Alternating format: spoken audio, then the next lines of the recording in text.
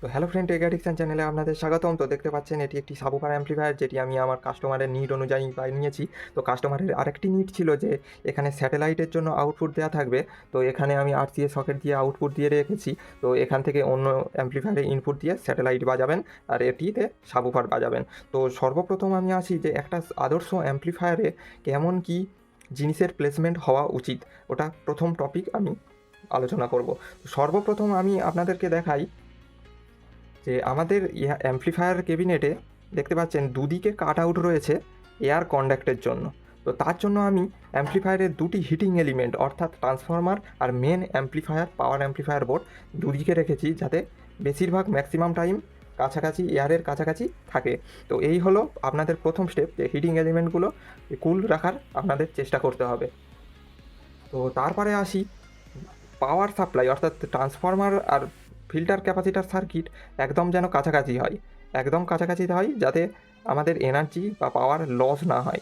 আর power circuit filter circuit থেকে এবং অ্যাম্প্লিফায়ারের যে কানেকশান রয়েছে সেটি যেন মিনিমাম দূরত্বে থাকে, এই জিনিসটা আপনাদের লক্ষ্য রাখতে হবে।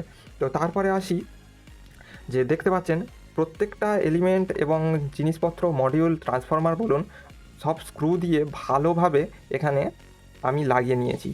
তো দেখতে পাচ্ছেন আর পিসিবির নিচে স্পেসার দেওয়া রয়েছে বা প্লাস্টিক ওয়াশার যাই বলেন না কেন।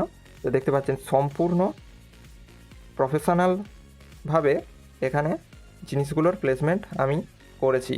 তো অ্যাম্প্লিফায়ারটি খুবই ভালো প্লেসমেন্টের সাথে আর ভালো কানেকশানের সাথে ইনস্টল করা হয়েছে।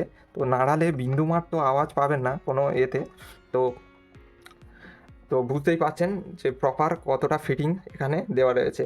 তো তারপরে আমি আসি পোটেনশিওমিটারগুলি প্রিঅ্যাম্পের একদম কাছাকাছি রাখতে হবে, যাতে আনওয়ান্টেড নয়েজ যাতে না এখানে ইনপুট হয়। তো তারপরে আসছি আমি কানেকশান প্যাটার্ন কী দেখতে হবে আপনাদের, যে কানেকশান প্যাটার্ন আপনাদের লক্ষ্য রাখতে হবে যে ট্রান্সফরমারের পরে যে ফিল্টার ক্যাপাসিটার সার্কিট এখানে দেওয়া রয়েছে, তো প্রত্যেকটা এলিমেন্টের পাওয়ার সাপ্লাই যেন এই সার্কিট থেকেই দেওয়া হয়।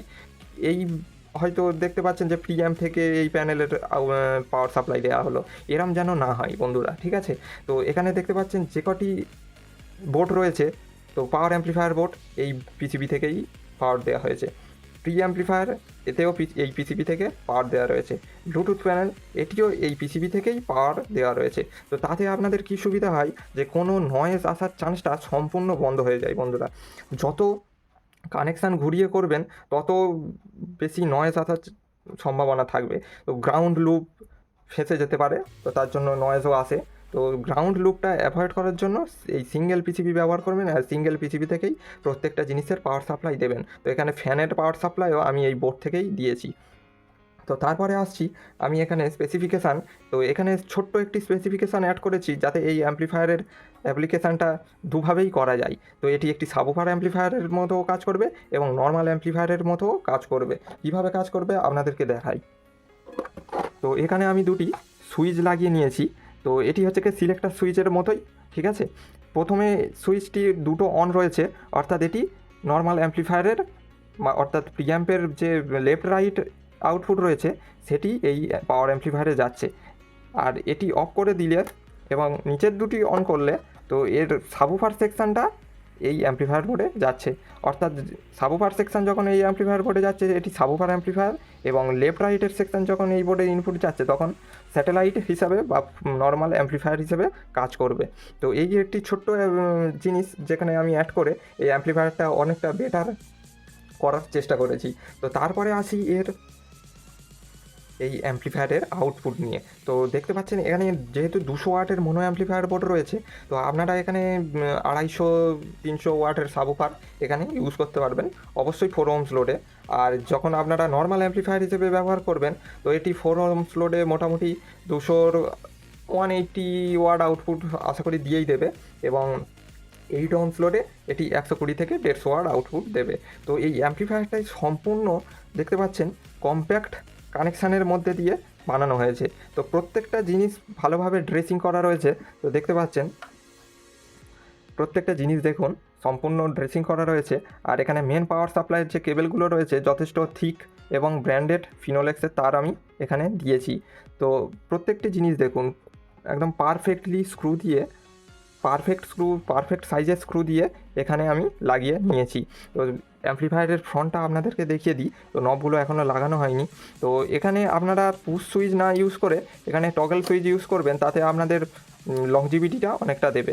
আর এখানে পাওয়ার সুইচ রয়েছে, আর এই হচ্ছে কি ভলম বেস ট্রেবল, এখানে ব্যালেন্সটা হচ্ছে কি মিড, আর এদিকে যে বাম দিকের পোটেন্সিওমিটারটা দেখতে পাচ্ছেন, তো এটি হচ্ছে কি সাবউফারের ফ্রিকোয়েন্সি। তো এই হলো আজকের ভিডিও বন্ধুরা, একটি সাবউফার অ্যাম্প্লিফায়ার এবং কতটা ফিনিশিং কতটা বেটার করা যায় তো আপনাদেরকে দেখালাম। আর এই অ্যাম্প্লিফায়ারটির 1 ইয়ার ওয়ারেন্টি আমি কাস্টমারকে দেবো। তো এখানে 1 বছরের মধ্যে যদি কোনো কিছু খারাপ হয়ে যায় তো সেটি আমি সারিয়ে উইদাউট চার্জ আমি সারিয়ে দেবো। তো এই হলো আজকের ভিডিও।